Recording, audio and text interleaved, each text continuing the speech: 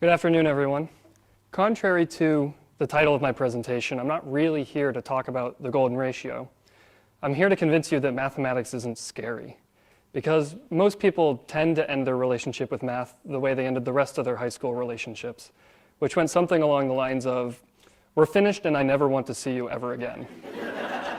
So to convince you that there is a beautiful side to math, I'm going to use the golden ratio as my discussion point. So to begin, we have to be good mathematicians and actually construct it. And I'm going to do that using the world-famous Fibonacci numbers that some of you may have heard of.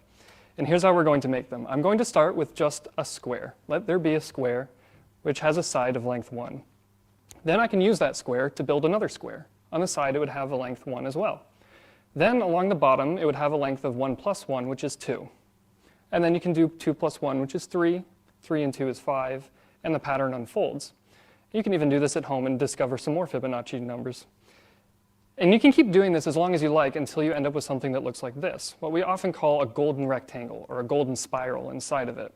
And we call it golden because of a really interesting property that it has, which is what the funky symbols at the bottom are saying. It says if you take the length of the top and you divide it by the length of the side, it's always going to be about 1.618-ish. And this was proved in the late 18th century by an astronomer called Johannes Kepler. And here's kind of what Kepler's proof looked like. He just walked down the Fibonacci sequence and started dividing numbers by the ones that came before it. And you're going to start seeing a pattern. As I go down, you'll see that the 1.6 isn't changing. And now if I keep going, the 1.61 isn't changing. And this pattern will continue. The further I go down the sequence dividing these numbers, the closer I get to this number, which is 1.618 ... And you may have encountered the ... before when you learned about irrational numbers. Think of pi. Pi was that irrational number that everybody had to learn about. I'm going to call this one phi, or the golden ratio, because that's easy to say and a lot shorter than writing an infinite number of digits. When these funky irrational numbers were first translated out of Latin, they were called surd numbers, which the English bastardized into absurd numbers, because they are kind of absurd. They just go on forever without repeating. But perhaps more absurd than that is what's happened to the golden ratio recently. It has suffered because of the media, just like every celebrity. You do one Google search for the golden ratio and you're going to see a picture like this: a Parthenon, a Mona Lisa, a Sistine Chapel, or a person's body with the golden ratio stuck on top of it. This is not how the golden ratio works. This is putting a camera somewhere so that it fits. And aesthetics are a lot more complicated than this. There isn't one magical number that determines what we do and do not like to look at.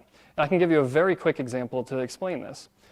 This is an example of an experiment that was done in the 19th century where people were just handed a group of rectangles. And I would love it if you would just pick your favorite one right now. It can be any of these rectangles.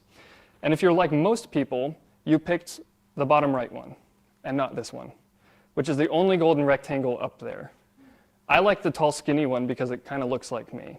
So there's more to it than simply just one number that works. But this isn't to say, however, that there are no civilizations that have used the golden ratio. We know for a fact that the ancient Mayans used it. And this isn't because we drew lines on top of their doors. It's because we went and we looked at the doors, which were made of stone, and there were nick marks and actual carvings in the door that indicated they used a geometric construction of the golden ratio, much like how we built it with those squares earlier. But obviously, the Mayans did not have the level of mathematics we have today. They didn't use the same rigor. But they did what was important. They looked for patterns around them, specifically patterns in things like these. This is a sunflower, and you can see the spirals coming from the center and going clockwise and counterclockwise, and it turns out these are the golden spirals that we're looking for. And it doesn't seem very intuitive at first, but the Mayans saw these patterns. They looked at the petals, they saw the petals grow in these spirals, and they were usually a Fibonacci number of spirals. How could this possibly be? Well, here's a thought experiment to try and see how this works. Imagine that you're a sunflower, and you want to pack as many seeds as possible onto your disc, because then you're more likely to pass on your seeds, have lots of children, and Darwin smiles on your existence. So as you're growing out, you have to figure out where you're going to place each of the seeds, right? Well, let's say, as you're growing out, you decide to put one every 1/3 of the circle, just for whatever reason, and then you'll notice that these just get these straight lines of seeds that all stack on top of each other. This is not good. This is a lot of empty space that you could have had seeds, so you're less likely to live very long as a sunflower that uses 1/3. But if instead you use one phi, and you go a phi of the way around the circle every time, they're never going to overlap.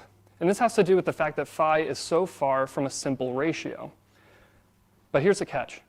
We know when we were dividing those Fibonacci numbers earlier that it got really close to phi. So what actually happens is you get a Fibonacci number of arms that are all packed together as closely as possible. And this, you can very clearly count them. There's 21 going that direction and then 13 going the other way. And of course, 13 and 21 are both Fibonacci numbers that are right next to each other. And as a botanical example, this is an aloe plant where you can clearly see those 5 spirals going out. But it also brings up an interesting point about the number 5 in the golden ratio's history. I want you to imagine that you're tiling your bathroom floor, but you want to do something really cool. You want to be able to pick it up, turn it 1/5 of the way around, put it back down, and have it look exactly the same. But you can't use this pentagon because your bathroom floor is a rectangle. And you can't use a bunch of pentagons because it has these holes in the middle of it. So if you turn it, it's not going to fit. In the 1970s, Roger Penrose did something extremely clever. He took this pentagon and a pentagram inside of it, and then he saw if you have the length of the side to be 1, then the diagonal will always be phi.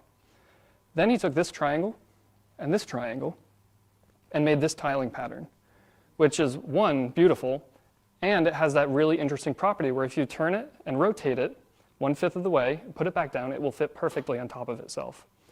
This shattered our conception of rotational symmetry. It was thought to be impossible until the 1970s. It was extremely recent. And you don't just have to take my word for it that these things exist. You can go visit some here at Miami University. This is Bachelor Hall's courtyard.